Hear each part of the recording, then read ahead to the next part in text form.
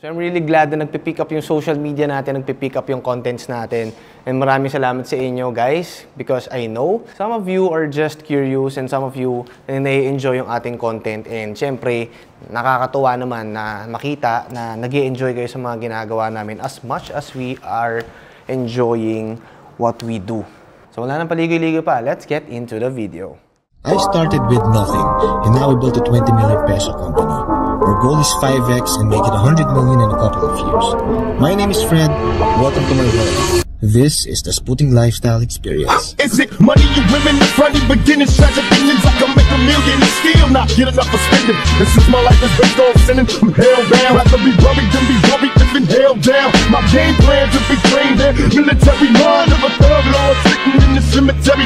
I've been lost since my adolescent, calling the Jeep, calling as a youngster, wondering if you see young black male crack sales got me 3 strikes, living in jail. This is hell, enemies die, wonder when we all pass with anybody living. Got my hands on my semi shot, everybody.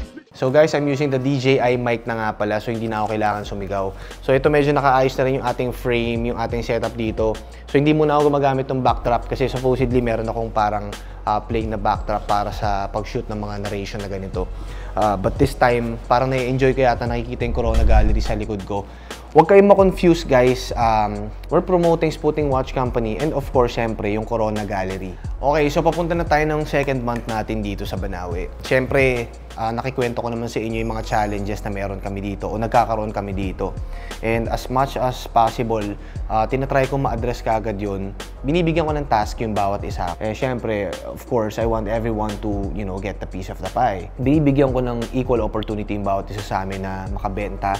And binibigay ko yun kasi gusto ko kumita sila. Ayoko naman yung parang inaasahan lang nila yung parang sumisweldo lang sila, di ba? Gusto ko, driven sila na magbenta kasi bawat benta nila dito, binibigyan ko sila ng magandang commission scheme. So yung mga sales agents namin outside dito sa HQ, yung mga nasa ibang lugar, mga nasa probinsya, nasa labas, nagbibigay din kami ng magandang compensation once makabenta sila ng mga merchandise namin.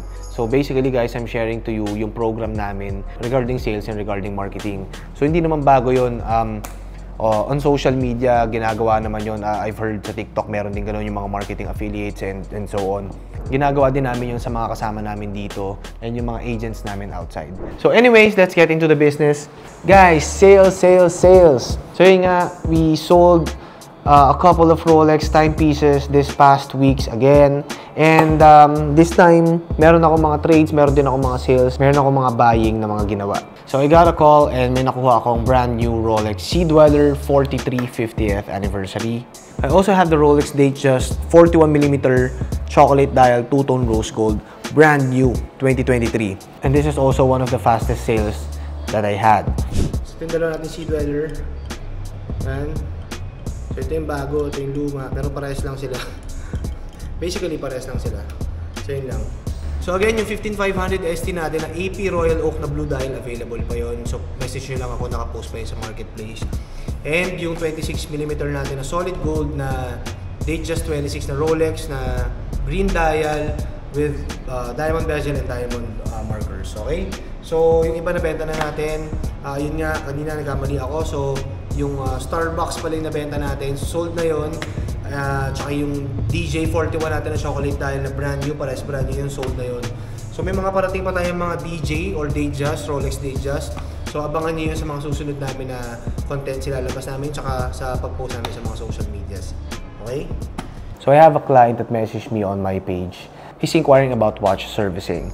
So of course, I responded quickly to our client. I didn't know that he came from Laguna. So napakalayo nun dito sa Banawe. But he drove all the way from Laguna just to bring his Rolex Air King. Or more unfortunately, sa partner pala niya yun. Ano nangyari ulit? Nakaupo ko sa lapis pag taliwa ko. So Rolex Air King na ano to eh, na vintage. Yan. So nahulog ni boss. So Rolex Air King to na vintage na nahulog ni boss. Pag mga nabasag na ganito, dapat, since hacking naman to, dapat talagang huwag mo siyang papaandarin. Kasi, pagka pinaandar mo to, yung mga glass part, yung mga glass kasi ng mga nabasag, pwede kasing pumasok doon sa movement, pwedeng masira. So, yun. Isang ano lang, isang pro tip lang yun. Napaservice nyo na ba ito before? Hindi pa. Yun, ang problema kasi nito, pag binuksan natin, lalo mas mauulog yung mga glass kasi, diba? Pero gusto ko nang i-assume natin na pinasukan to kasi mukha talaga siya pinasukan. Basag na basag kasi. Akala ko parang ano lang lahat. Pinakita yung picture. Oh, actually, ito kung makikita mo yun, ito yung logo. Ito, nasa 10 o'clock. Naka-stop siyang ganyan. So, nalaglag siya, sir, pag ano? Ito, pag Pag ganyan kasi, sir, Ang kinasano walang gasgas yung dahil. Ito. Pag tinanggal ko, nakadikit eh, nakapatayo. Pwedeng madamay Stop yung na dahil. ganun eh, mga ipin. pwedeng may ano yan, small hairlines or may deep na hindi natin makikita through micro ano. First owner po ito. hindi. Pre-own niyo siya na today. Yeah, sa Japan. Sa Japan. Anong year model to, sir? 12. Ay, 12. Siguro mga 2000, ano yan, 10, 10 below. 10 below. Okay, so ulitin ko lang. Pagka mga ganito mga nababasag, usually dapat hindi mo siya papaandarin. I-hack mo siya para hindi na magtuloy-tuloy yung andar ng relo. Kasi nga, pag may glass particle dun sa loob, pwede kasing ma-damage yung kamay, yung dial, pati yung makina. Kasi pwedeng sumingit yun dun sa loob. So, nakatag dito is 2,000. For 2. I enjoy discussing watches with my clients. So, syempre, part of that is giving tips on how to take care of your watches, how to handle your luxury timepiece with care, and syempre, at home, anong gagawin mo pag may mga ganong emergency na aksidente na hulog, nabasag, nabangga mo, or nasira mo. And I'm happy to share that information with my clients. We have recently been holding on to a Rolex Datejust Ladies 26mm solid gold. And dinala na namin siya personally sa mga kilala namin. But the market has not been so good, especially with the 26mm Rolex. So I'm very happy that we're able to sell that just this week. So we had a buyer. So ang nakabenta sa amin is one of our sales associates. So shout out to you. Congratulations on your sale. More sales to come. And more good luck to you. Guys, kung nakikita niyo yung mga pinapost ko sa social media nung kakabukas lang namin dito sa Corona, I tried wearing the Rolex Air King, yung brand new na Rolex Air King 2023. Doon sa mga photos na yon, I'm just trying to promote that. Kung mapapansin niyo ng mga followers namin. So medyo hesitant kasi ako nung simula na pasukin talaga namin yung luxury business. Siyempre parang mixed to, di ba? So may mga toys nga kami eh. And I'm known for making a custom watch build. So yung luxury gaming kasi, hindi pa talaga ganong kabuo yung loob ko. So when I bought my brand new Rolex Air King 2023, I tried using it and posting it on social media. So sinusuot ko lang siyang kunyaring ganon para i-post sa social media. Para lang ipaalam sa mga followers ko na meron na kami mga luxury watches dito, and yun nga, unti-unti ko pinapakita yung mga luxury items namin. Di ba nga, meron nga tayong mga luxury accessories, may mga luxury bags din tayo. Yung luxury watch service center natin na bubuksan this September or October this year. And luckily, part siya ng sales natin this week. Nabenta na natin siya. So, thank you po sa pagbili ng brand new Rolex Air King 2023. Congratulations. Maraming salamat po. So, hindi ko alam kung napakita namin last time yung Longines na Master Collection. I think napakita na namin yung sa previous videos. So, inaawitan ko yung sa business partner ko. Medyo hindi niya ako napagbigyan doon. Supposedly ako yung bibili. Yung partner ko decided na ibenta talaga yun. So, part naman yun ng sales namin. So, nabenta na namin yung Longines Master Collection. So, thank you, sir. More watches to come. So, as I was announcing over and over again, nagkakaroon nga ng evolution yung business model namin dito sa KG. And nakakatuwa lang kasi lumalaki yung business namin. Considering na magto 2 months pa lang kami dito sa Banawe. Previously, sabi ko nga, nakakatuwa yung Banawe crowd online and yung mga visitors natin dito. Kasi unti-unti tayong nakikilala as an art and lifestyle gallery. Nagkakaroon tayo unti-unti ng mga walk-ins, inquiring about luxury watch service, and yung mga custom builds natin. May mga companies na nagpupunta rito, inquiring about company watch o commemorative watch na ipapagawa nila this coming holiday. So, yun nga, nag-announce na rin ako sa page ko na you can book as early as now para masimulan na natin gawin yung mga commemorative watches ninyo for your company. And again, with the evolution of this business, so lumalaki nga tayo. And recently, we just received the complete inventory for our jewelries. Yun nga, I was discussing with my partner na this jewelries should be on top quality. So, pinipili talaga namin yung kaya namin iniisa-isa yun. Ayokong magbenta ng bagay na hindi ko naman susuotin o hindi ako nag-i-enjoy tignan. Either pambabae yan o panlalaki yan. If I don't see that jewelry as nice and as appealing, ayoko siyang ibenta. So, ayoko siyang nandun. Kaya namin siya sinusort. So, sinusort ko talaga yan. Ako yung maarte sa amin. And alam naman na nila yun. Kaya nga most of the time, pag kami nakikita ko maganda, sinasabi ko ako na lang bibili kasi parang gusto kong bigay sa asawa ko, bigay sa nanay ko, di ba?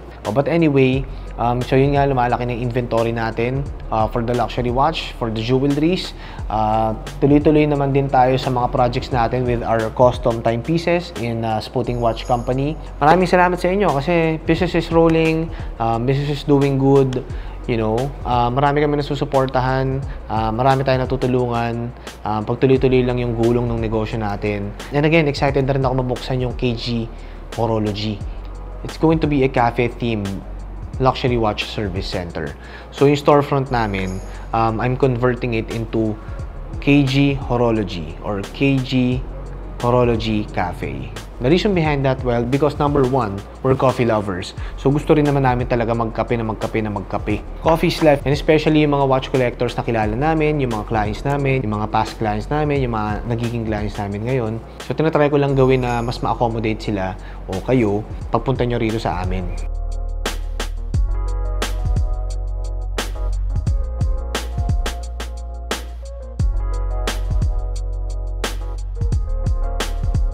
So ito, papagawa lang ako sa inyo, kahit hindi na yung upholstery, kahit ito parang sandalan na to eh.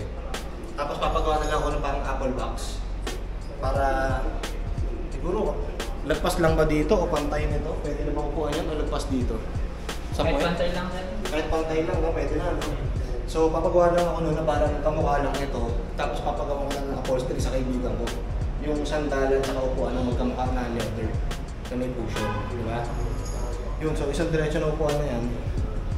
Tapos ito, yung dito, baka istante pagawa ko sa inyo. So, yung parang ganito lang na... Pero ano lang, yung... Ito lang, manipis lang. Ito lang. Ganyan lang. Nakapagay siya. Ito ang bukasan dito. Tapos may lock. Kasi dito yung mga pan-display namin ng mga luxury accessories. So, ayan na. Papagawa na natin yung natin, cafe theme. Cafe theme na storefront. So, hindi tayo coffee shop, pero parang may coffee o cafe theme na yung magiging storefront natin para may tatambayan na yung mga clients natin dito. Kasi yung top nun parang dumihin. Parang hindi siya pang-kapihan eh. So, kung pwede parang stone finish, yung feeling ko mas mahinang yata yun. Hindi ko alam eh. Stone finish, pwede siguro yun. Sinukat namin yung taas, parang hanggang dito na. Anong taas nun? 37. Yung haba, yung lapad tama lang, yung sakto lang. Ngayon, yung 37 yan, ito, kailangan yung taas hanggang dito.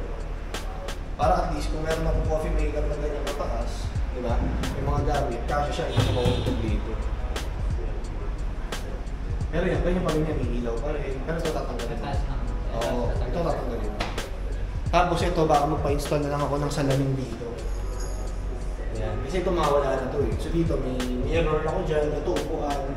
So parang coffee shop. Sandal mo na na yun. Tapos may tatlong hiwa-hiwalay naman maliliit na lamesa.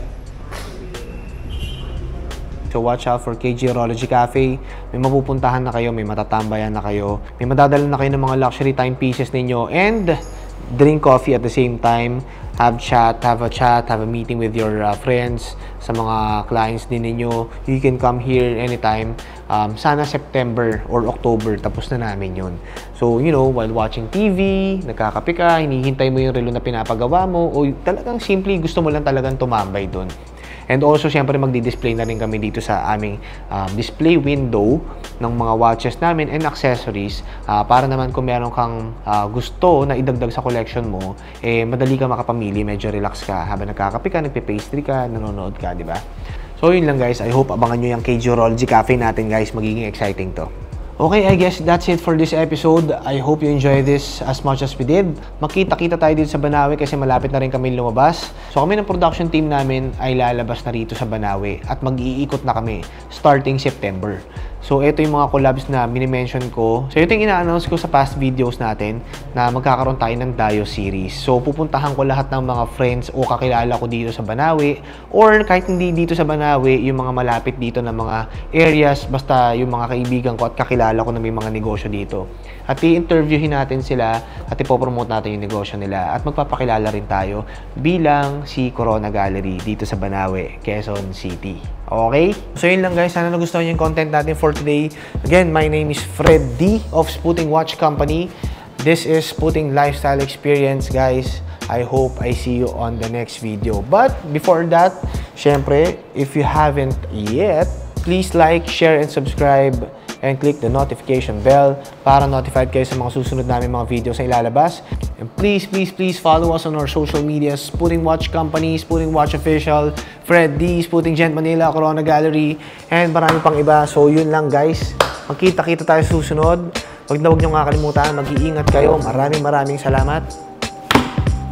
Keep it Sputing.